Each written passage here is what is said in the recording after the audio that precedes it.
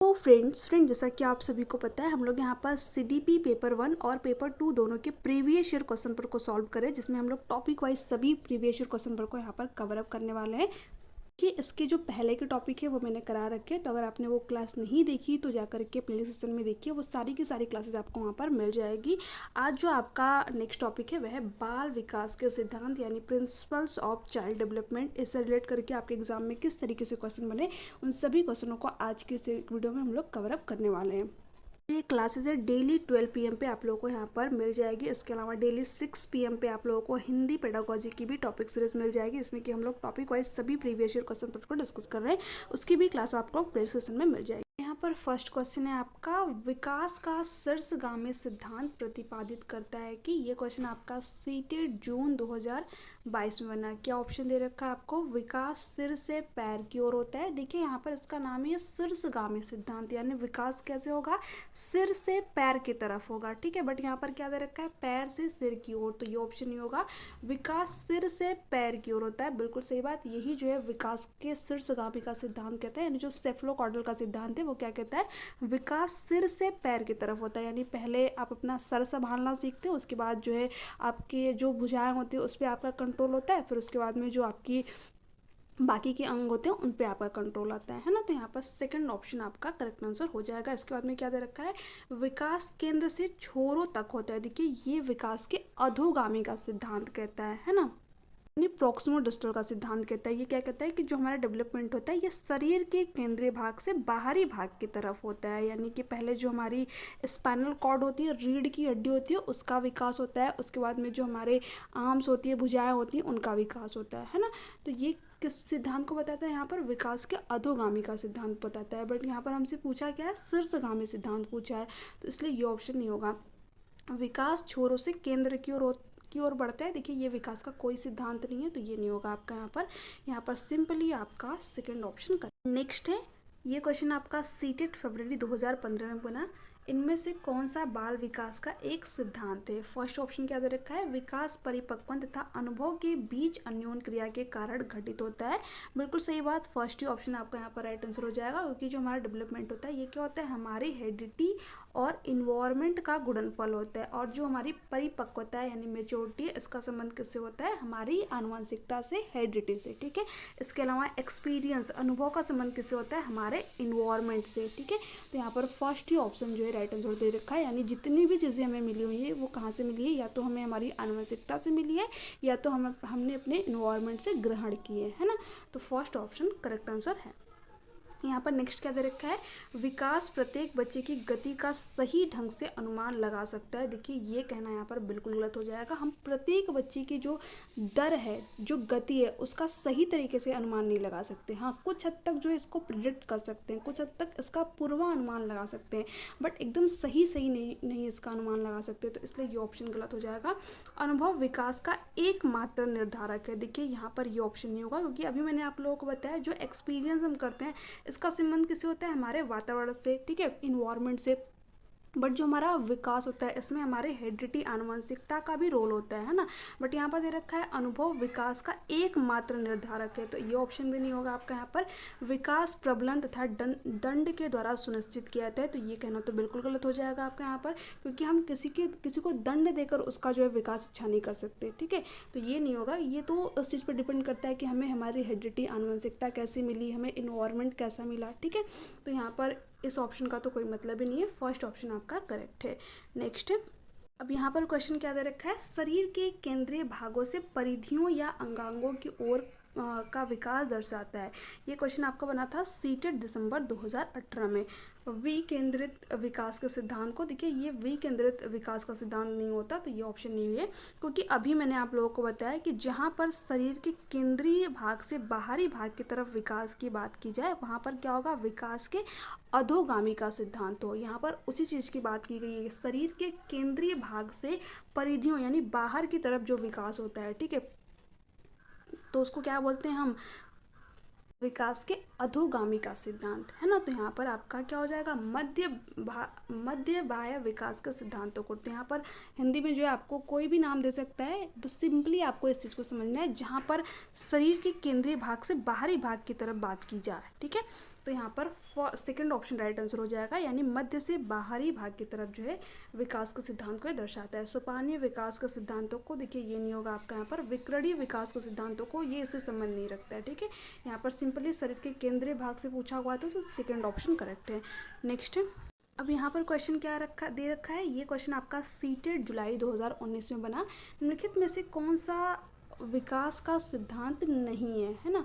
विकास की सटीक गति एवं प्रकृति जन्म के समय ही निर्धारित हो जाती है। अभी मैंने आप लोगों को बताया कि जो विकास की दर होती है, जो गति होती है, इसको हम सटीक रूप से नहीं माप सकते। तो ये ऑप्शन क्या होगा आपका यहाँ पर सही होगा, क्योंकि क्या पूछा है, विकास का सिद्धांत नहीं है, नेगेटिव ऑप्शन पूछा और ये ऑप्शन क्या है आपका नेगेटिव है यहाँ पर, तो यही ऑप्शन आपका करेक्ट आंसर हो जाएगा। इसके आगे क्या दे रखा है, व्यक्ति अलग अलग गति से विकास करते हैं। बिल्कुल सही बात, हो सकता है कि कोई बच्चा 1 साल में ही बोलना सीख जाए और कोई बच्चा 2 साल में भी बोलना ना सीखे। तो हर व्यक्ति में जो विकास की दर होती है, जो विकास की गति होती है, वो क्या होती है, अलग अलग होती है, पर्सन टू पर्सन वेरी करती है। तो ये बात सही है, तो ये ऑप्शन ही होगा। विकास तुलनात्मक रूप से क्रमिक होता है, बिल्कुल सही बात, क्योंकि पहले हमारी क्या आती है, शैशवावस्था आती है, फिर बाल्यावस्था आती है, फिर किशोरावस्था आती है, फिर वयस्कतावस्था होती है। तो विकास क्या करता है, एक क्रम में चलता है। ठीक है, तो ये भी बात सही है, तो ये भी नहीं आंसर होगा आपका। विकास समय के साथ धीरे धीरे घटित होता है, ये भी बात यहाँ पर सही है, क्योंकि ऐसा थोड़ी है कि आप जब जन्म लिए उसी समय चलना स्टार्ट कर दिए, ठीक है, दौड़ना स्टार्ट कर दिए, नहीं, ये तो धीरे धीरे जैसे जैसे हमारा डेवलपमेंट होता गया वो चीज़ें धीरे धीरे जो है हमारे अंदर आती गई। ठीक है, हमें जो है अपनी बॉडी पर कंट्रोल आता गया, धीरे धीरे हमने जो है बैठना स्टार्ट किया, फिर खड़ा होना स्टार्ट कर दिया, ठीक है, उसके बाद में चलना स्टार्ट किया। तो ये प्रोसेस जो है धीरे धीरे हुआ, ठीक है, अचानक से नहीं हुआ। तो ये भी बात सही है, तो ये भी ऑप्शन आपका यहाँ पर नहीं होगा। यहाँ पर फर्स्ट ऑप्शन जो है करेक्ट आंसर हो जाएगा, क्योंकि हमसे जो विकास का सिद्धांत नहीं है उसके बारे में पूछ रखा था। नेक्स्ट है, यहाँ पर क्या दे रखा है, अधोगामी सिद्धांत को निम्नलिखित में से किस उदाहरण से दर्शाया गया। ये क्वेश्चन आपका सीटेड जनवरी 2022 में बना। देखिए, अधोगामी सिद्धांत यानी प्रॉक्सिमो डिस्टल, अभी मैंने आप लोगों को बताया, इसमें क्या होता है, शरीर के केंद्रीय भाग से बाहरी भाग की तरफ विकास होता है, यानी जो पहले हमारी रीढ़ की हड्डी होती है उसका विकास होता है, उसके बाद में जो हमारे हृदय होता है उसका विकास होता है, फिर उसके बाद में जो हमारी भुजाएं होती हैं उनका विकास होता है। ठीक है, तो शरीर के केंद्रीय भाग से जो है बाहरी भाग की तरफ विकास होता है, यही आपके विकास के अधोगामी का सिद्धांत कहता है। यहाँ पर दे रखा है, शिशु अपनी बाहों के प्रयोग से पहले दृष्टि विकसित करते हैं, तो इसकी तो बात यहाँ पर हुई नहीं है, तो ये ऑप्शन नहीं होगा। विकास संज्ञानात्मक क्षमता विकसित करते हैं और फिर भाषा सीखते हैं। देखिए, संज्ञानात्मक क्षमता का यहाँ पर कोई रिलेशन नहीं है, तो ये भी नहीं होगा। शिशु बुदबुदाने से पहले किलकना सीखते हैं, तो ये भी नहीं होगा आपका यहाँ पर, इसका भी कोई मतलब नहीं है। शिशु पहले अपना धड़ और फिर अपने हाथ पैर हिलाना सीखते हैं, बिल्कुल सही बात। तो फोर्थ ऑप्शन आपका यहाँ पर राइट आंसर हो जाएगा। ठीक है, पहले हमारे जो है धड़ का विकास होता है, उसके बाद में धीरे धीरे हमारे जो हाथ पैर होते हैं उनका विकास होता है ना। तो फोर्थ ऑप्शन जो है यहाँ पर राइट आंसर हो जाएगा। एक तरीके से कंट्रोल आता है, ठीक है, पहले जो हमारे धड़ होता है, ठीक है, उस पर हमारा कंट्रोल आता है, उसके बाद में क्या होता है, जो हमारे हाथ पैर होते हैं उन पर हमारा कंट्रोल आता है ना। तो फोर्थ ऑप्शन करेक्ट है। नेक्स्ट है, अब यहाँ पर ये जो क्वेश्चन बना ये सीटेड जून 2011 में बना। क्या दे रखा है, बच्चे के विकास के सिद्धांतों को समझना शिक्षक की सहायता करता है, शिक्षार्थी की आर्थिक पृष्ठभूमि को पहचानने में। हो सकता है ये बात सही है यहाँ पर कि अगर हम विकास के सिद्धांतों को समझ गए हैं तो यहाँ पर एक शिक्षक के लिए जो शिक्षार्थी उसकी आर्थिक पृष्ठभूमि को समझने में हेल्प मिलेगी, तो ये तो बात यहाँ पर ठीक लग रही है। शिक्षार्थी को क्यों पढ़ना चाहिए ये औचित्य स्थापित करने में, ये भी बात सही है। ठीक है, शिक्षार्थी को क्यों पढ़ना चाहिए, किस तरीके से पढ़ना चाहिए, ठीक है, तो देखिए ये भी बात यहाँ पर जो है कहीं ना कहीं एक टीचर को हेल्प करेगी अगर वो विकास के सिद्धांत के बारे में अच्छी तरीके से जानता है। तो शिक्षार्थी को भिन्न अधिगम शैलियों को प्रभावी रूप से संबोधित करने में बेस्ट ऑप्शन। ठीक है, यहाँ पर देखिए बात तो ये भी सही थी, बात ये भी सही थी, बट सबसे बेस्ट क्या मिला हमें, ऑप्शन नंबर 3 में। क्यों, क्योंकि यहाँ पर भिन्न शैलियों की बात की गई है। ये ऑप्शन और ये ऑप्शन दोनों इसमें क्या होंगे, इंक्लूड हो जाएंगे, समाहित हो जाएंगे। ठीक है, तो कुछ क्वेश्चन में आपको जो सबसे बेस्ट ऑप्शन हो उसकी तरफ जाना है। ठीक है, जहाँ पर भिन्न अधिगम शैलियों की बात की जाए, ठीक है, जहाँ पर विभिन्न तरीके से सोचने की बात की जाए, वो ऑप्शन क्या होता है आपका बेस्ट ऑप्शन होता है। तो यहाँ पर थर्ड ऑप्शन जो है राइट आंसर हो जाएगा शिक्षार्थी के सामाजिक स्तर को पहचानने में। ये भी बात सही है, बट ये बात इसके अंदर इंक्लूड हो जाएगी, क्योंकि भिन्न अधिगम शैली का मतलब क्या हो गया, सामाजिक, आर्थिक, ठीक है, सांस्कृतिक, सभी प्रकार की शैलियाँ। तो यहाँ पर थर्ड ऑप्शन आपका राइट आंसर हो जाएगा। नेक्स्ट है, अब ये क्वेश्चन जो आपका बना है ये है सीटेड नॉर्म। संकल्पनाओं की व्यवस्थित प्रस्तुति विकास के निम्नलिखित में से किन सिद्धांतों के साथ संबंधित हो सकती है। यहाँ पर फर्स्ट ऑप्शन क्या दे रखा है, विकास के परिणाम स्वरूप वृद्धि होती है। देखिए ये विकास का सिद्धांत नहीं है, तो ये ऑप्शन नहीं होगा आपका यहाँ पर। विकास विषम जाति से स्वायत्तता की ओर अग्रसर होता है, बिल्कुल सही बात, क्योंकि यहाँ पर क्वेश्चन में यही पूछ रखा है संकल्पनाओं की व्यवस्थित प्रस्तुति, ठीक है। इसका मतलब क्या हो गया यहाँ पर, विषम जाति से स्वायत्तता की ओर। विषम जाति का मतलब क्या होता है, दूसरों पर निर्भरता, ठीक है। पहले हम क्या होते हैं, जब छोटे बच्चे होते हैं, ठीक है, तो हम सभी क्रियाओं के लिए किस पर निर्भर होते हैं, दूसरों पर, चाहे वो हमारी मम्मी हो या फिर परिवार का कोई सदस्य हो, ठीक है, उन पर हम निर्भर होते हैं। हमें खाना भी खाना होता है तो हमारे परिवार का कोई सदस्य या फिर जो हमारी मम्मी होती है वो खिलाती हैं, है ना। हमें जो है कपड़े भी पहनना होता है तो दूसरा कोई पहनाता है। हमें जो है नहाना भी होता है तो दूसरा कोई नहलाता है। यानी सभी एक्टिविटी के लिए हम क्या करते हैं, दूसरे पर निर्भर होते हैं, ठीक है। फिर धीरे धीरे जैसे जैसे हमारा विकास होता है, जैसे जैसे हम बड़े होते हैं, सारी चीज़ें खुद करने लगते हैं, सभी एक्टिविटी हम क्या करते हैं, खुद करने लगते हैं। यानी विकास क्या होता है, विषम जाति से स्वायत्तता की ओर जो है चलता है। यानी पहले हम दूसरों पर निर्भर थे, बट अभी हम खुद पे निर्भर हैं, है ना। डिपेंडेंसी टू ऑटोनॉमी की तरफ विकास चलता है। तो यहाँ पर सेकंड ऑप्शन जो है राइट आंसर आपका हो जाएगा। आई होप कि ये क्वेश्चन आप लोगों को समझ में आया होगा। मोस्ट इंपॉर्टेंट क्वेश्चन है, ये आपके एग्जाम में पूछा हुआ है, ठीक है। यहाँ पर क्या दे रखा है, विद्यार्थी भिन्न दरों पर विकसित होते हैं, नहीं ये नहीं होगा आपका। यहाँ पर विकास सापेक्ष रूप से क्रमिक होता है, बात तो सभी सही है, बट हमें विकास का सिद्धांत यहाँ पर बताना है, तो सेकंड ऑप्शन करेक्ट है। नेक्स्ट है, ये क्वेश्चन आपका बना सीटेड फरवरी 2014 में एक अध्यापक या फिर अध्यापिका ने पाया कि एक विद्यार्थी वर्ग बनाने में कठिनाई अनुभव कर रहा है।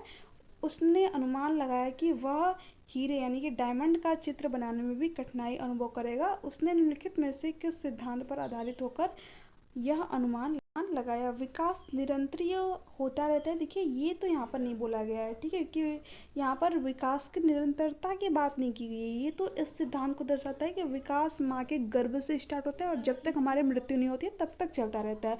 तो ये आपका यहाँ पर नहीं होगा। अलग अलग लोगों के लिए विकास की प्रक्रिया भी अलग अलग होती है, तो ये भी यहाँ पर नहीं कही गई है। यहाँ पर क्या किया गया है, विकास एक व्यवस्थित क्रम में होने की प्रवृत्ति से संबंधित। बिल्कुल सही बात, विकास क्या होता है, एक व्यवस्थित क्रम में होता है। यानी बच्चा जो है अगर किसी में कठिनाई, किसी चीज़ में कठिनाई का अनुभव कर रहा है, तो वो जैसे जैसे जो है उसका डेवलपमेंट होगा, वो धीरे धीरे चीज़ों को सीख जाएगा। कि विकास क्या होता है, क्रम का पालन करता है। पहले हम शिशुअवस्था में आ गए, ठीक है, उसके बाद बाल्यावस्था में, फिर किशोरावस्था में, फिर वयस्कतावस्था में। तो जो चीज़ें जिस अवस्था के लिए बनाई गई हैं उसी में जो है वो चीज़ें बच्चे के अंदर डेवलप होंगी।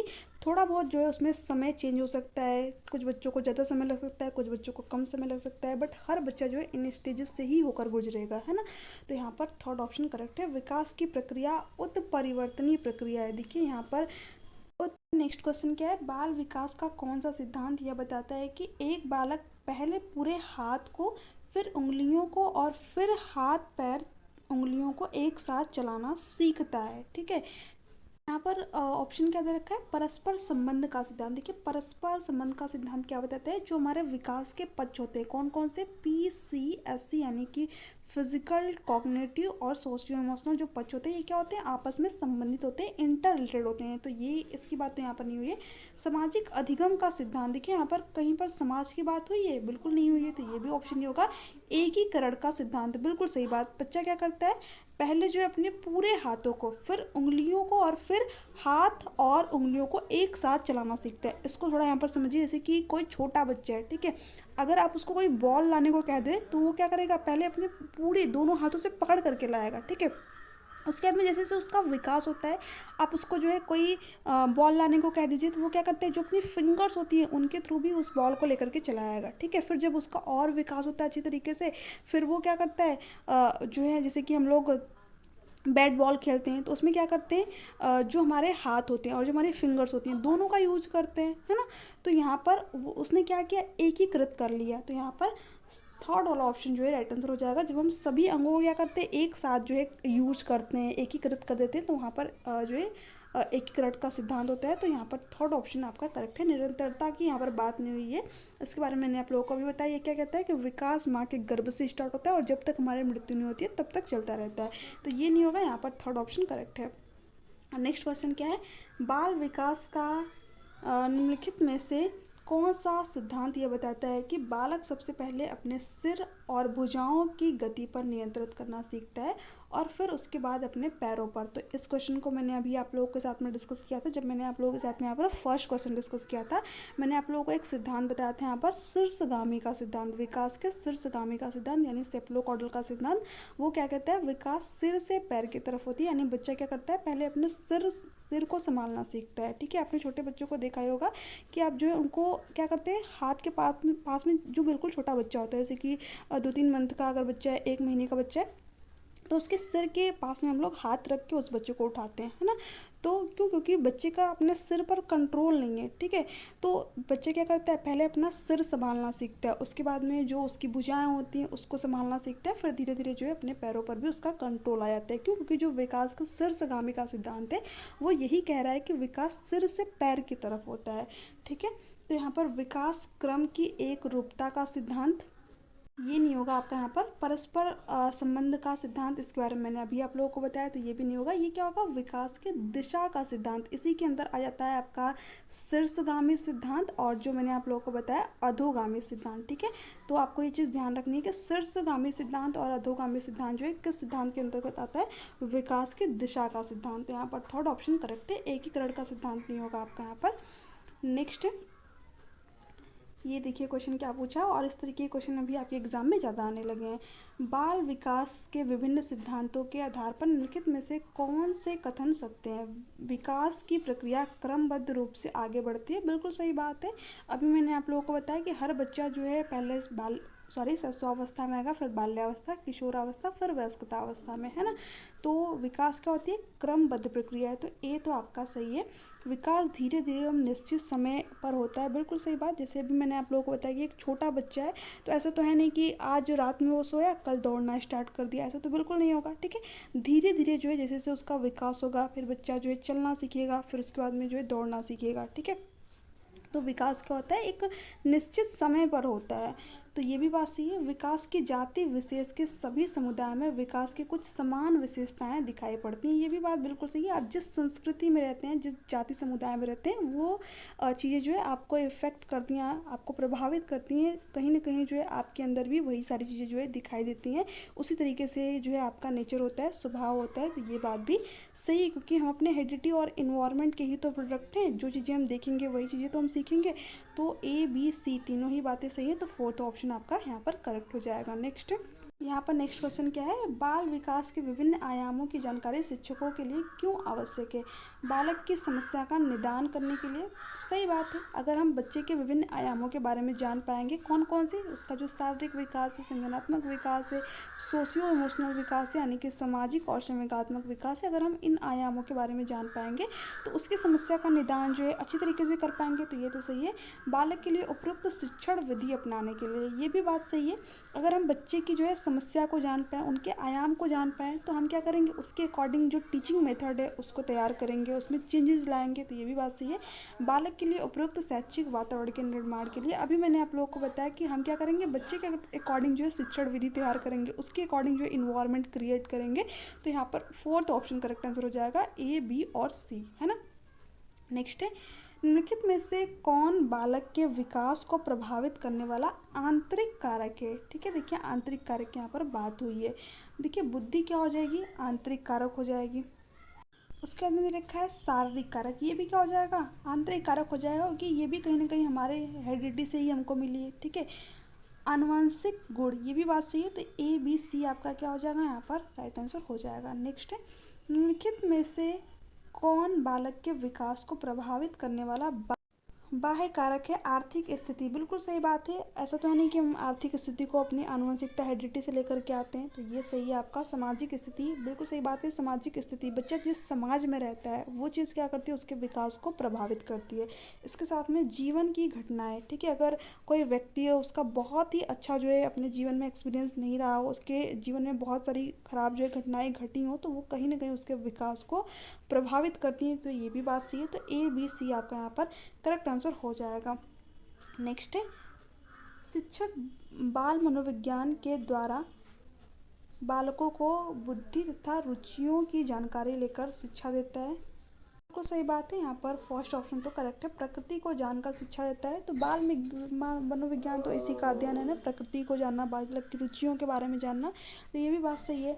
आर्थिक स्थिति और पारिवारिक स्थिति की जानकारी लेकर शिक्षा देना, सही बात है। अगर जो है एक टीचर के रूप में बच्चे की आर्थिक स्थिति, पारिवारिक स्थिति के बारे में आप जानेंगे तो आप बच्चे के नेचर के बारे में भी जानेंगे, स्वभाव के बारे में भी जानेंगे, ठीक है। हो सकता है कि बच्चे की आर्थिक स्थिति ठीक ना हो, ठीक है, तो बच्चा पढ़ने में कैसे इंटरेस्ट लेगा, ठीक है। बच्चे का जो बिहेवियर होगा वो भी थोड़ा सा चेंज होगा। तो एज अ टीचर के रूप में बच्चे के सभी बच्चों को आपको ध्यान में रखना है। तो यहाँ पर ऑप्शन जो है थोड़े से कट गए हैं, ए बी, यहाँ पर ए बी और सी दे रखा है, जो कि आपका करेक्ट आंसर हो जाएगा, यानी तीनों ही बातें क्या है, सही है। नेक्स्ट यहाँ पर क्वेश्चन क्या है, एक बालक का विकास माँ के गर्भ से प्रारंभ होकर जीवन की प्रत्येक अवस्था में होते हुए मृत्यु पर्यंत तक निरंतर चलता रहता है। यह विचार बाल विकास का किस सिद्धांत को दर्शाता है। तो अभी मैंने आप लोगों को बताया, जब भी माँ के गर्भ से विकास स्टार्ट होकर के मृत्यु तक चले तो ये किस सिद्धांत को बताएगा। विकास का एक सतत प्रक्रिया, निरंतर चलने वाली प्रक्रिया है। तो सिंपल सा है, आपका थर्ड ऑप्शन करेक्ट है। विकास क्रम की एक रूपता का सिद्धांत है। यहाँ पर क्रम की बात नहीं है, समान प्रतिमान का सिद्धांत भी नहीं होगा। परस्पर सिद्धांत के बारे में आपको बता दिया। यहाँ पर तो सिंपल ही रखा है कि माँ के गर्भ से मृत्यु पर्यंत, यानी कि जब तक हमारी मृत्यु नहीं होती है तब तक, तो ये क्या होता है, विकास की निरंतरता का सिद्धांत होता है। तो थर्ड ऑप्शन करेक्ट है। यहाँ पर इस क्वेश्चन को देखिए, मानव जीवन में एक क्षेत्र में पाई जाने वाली कमियां दूसरे क्षेत्र में हो रही प्रगति में बाधक सिद्ध होती हैं। यह विचार किस सिद्धांत से संबंधित है। ये विचार किससे संबंधित होगा, परस्पर संबंध के सिद्धांत से। क्योंकि अभी मैंने आप लोगों को बताया जो हमारे विकास के पक्ष होते हैं, कौन कौन से, शारीरिक विकास जो हमारा होता है, जो हमारा संज्ञानात्मक विकास यानी कॉग्निटिव डेवलपमेंट होता है, जो हमारा सोशियो इमोशनल विकास होता है यानी जो हमारा सामाजिक विकास होता है, और जो हमारा संवेगात्मक विकास होता है, ये क्या होते हैं, आपस में इंटर रिलेटेड होते हैं। एक पक्ष जो है दूसरे पक्ष को प्रभावित करता है। फॉर एग्जाम्पल कि अगर हमारा शारीरिक विकास अच्छी तरीके से नहीं हो पाया तो कहीं ना कहीं वो चीज़ हमारे संज्ञानात्मक विकास को भी प्रभावित करेगी, ठीक है। अगर हमारा संज्ञानात्मक विकास अच्छी तरीके से नहीं हो पाया तो वो हमारे सामाजिक विकास को प्रभावित करेगा। अगर हमारा सामाजिक विकास नहीं अच्छे से हो पाया तो हम क्या करेंगे, इमोशनली रूप से अच्छा नहीं फील करेंगे, या फिर जो है हमारे जो संवेगात्मक विकास होता है उस पर भी वो चीज़ क्या करेगी, इफेक्ट डालेगी, प्रभावित करेगी। तो ये चारों पक्ष क्या होते हैं, आपस में संबंधित होते हैं। यानी यहाँ पर वही चीज़ दे रखा है कि मानव जीवन में एक क्षेत्र में पाई जाने वाली कमियाँ दूसरे क्षेत्र में हो रही प्रगति में बाधक सिद्ध होती हैं। ये किसका, कौन सा सिद्धांत बताता है, परस्पर संबंध का सिद्धांत। यानी विकास के जो पक्ष होते हैं आपस में क्या होते हैं, इंटर रिलेटेड होते हैं, संबंधित होते हैं। यही जो है परस्पर संबंध का सिद्धांत कहता है। तो फोर्थ ऑप्शन करेक्ट है। नेक्स्ट है, बाल विकास का कौन सा सिद्धांत यह बताता है कि जिन बच्चों में औसत से अधिक बुद्धि होती है वे शारीरिक, सामाजिक एवं संवेगात्मक विकास में भी काफ़ी आगे बढ़े हुए पाए जाते हैं। तो ये भी किसको प्रदर्शित कर रहा है, परस्पर संबंध के सिद्धांत को। क्योंकि अभी मैंने आप लोगों को बताया कि अगर जो है बच्चे का एक पक्ष अच्छा है तो उसके बाकी के जो है पक्ष भी अच्छे डेवलप होंगे, विकसित होंगे। तो यहाँ पर फर्स्ट ऑप्शन करेक्ट है। बाकी के ऑप्शन के बारे में मैंने आप लोगों को बता ही दिया है। विकास क्रम की एक रूपता के सिद्धांत के बारे में, एकीकरण का सिद्धांत, और विकास की दिशा का सिद्धांत, जिसमें आपका अधोगामी और शीर्षगामी का सिद्धांत आ जाता है ना। तो फ्रेंड्स, ये थे आपके कुछ क्वेश्चन जो कि आपके एग्जाम में पूछे गए थे। आई होप कि आप लोगों को आज का सेशन पसंद आया होगा। फ्रेंड देखिए, जो टॉपिक सीरीज को बनाने में बहुत मेहनत लगती है क्योंकि अलग अलग जगह से जो है क्वेश्चन पिकअप करने पड़ते हैं। तो प्लीज़ अगर आपको थोड़ी भी वीडियो अच्छी लग रही है तो चैनल को सब्सक्राइब कर लीजिएगा, वीडियो को ज़्यादा से ज़्यादा शेयर कीजिएगा, लाइक कीजिएगा। इसके अलावा आपके कोई डाउट हो, कोई क्यूरीज हो तो आप नीचे कमेंट सेक्शन में कमेंट करके पूछ सकते हैं, या फिर मुझे टेलीग्राम पर भी मैसेज कर सकते हैं। इस क्लास का जो PDF है आप लोगों को टेलीग्राम चैनल पर मिल जाएगा, ठीक है, विथ आंसर। तो आप लोग वहाँ से अपना एक बार रिवीजन भी कर सकते हैं। इसके अलावा एक मैंने 7 जनवरी को जो है मैराथन कराई थी, और जो आपका 21 जनवरी को एग्ज़ाम हुआ था उसके लिए, उसमें अगर आप देखेंगे तो जो आपके 21 जनवरी को एग्ज़ाम हुआ था उसमें लगभग आपके 5 से 6 क्वेश्चन पूछे गए थे ईवीएस में, है ना। ईवीएस की ही वो मैराथन है, तो ईवीएस की अगर मैं इस बार मैराथन आप लोगों की नहीं करा पाऊँ तो आप एक बार उस क्लास को ज़रूर देखिएगा। आपके एग्ज़ाम के लिए मोस्ट इंपॉर्टेंट है। वहाँ से आपको अपने एग्ज़ाम में ज़रूर क्वेश्चन देखने को मिलेंगे। उसमें मैंने सारे प्रीवियस ईयर क्वेश्चन पर आपको कराया हुए हैं, है ना। तो चलिए मिलते हैं आपसे नेक्स्ट टॉपिक में, तब तक के लिए बाय बाय, टेक केयर। इसके अलावा हिंदी पेडागोजी की क्लासेस आप लोगों को डेली 6 PM पे मिल जाती है, वो भी बिल्कुल टॉपिक वाइज, ठीक है। और ये सीरीज़ आपके एग्ज़ाम के लिए मोस्ट इंपॉर्टेंट है। मैं फिर एक बार आपसे कह रही हूँ यहाँ पर कि आप लोग इन सीरीज़ को ज़रूर फॉलो कीजिएगा। बिल्कुल जो है 30 मिनट की या फिर उससे भी कम की क्लासेस है, बट आपके एग्ज़ाम के लिए मोस्ट इंपॉर्टेंट है ना। क्योंकि मैं वही क्वेश्चन आप लोगों के साथ में यहाँ पर डिस्कस कर रही हूँ जो कि कई बार आपके एग्ज़ाम में घुमा फिरा करके पूछे गए हैं, है ना। तो चलिए तब तक के लिए bye bye, take care, thanks for watching.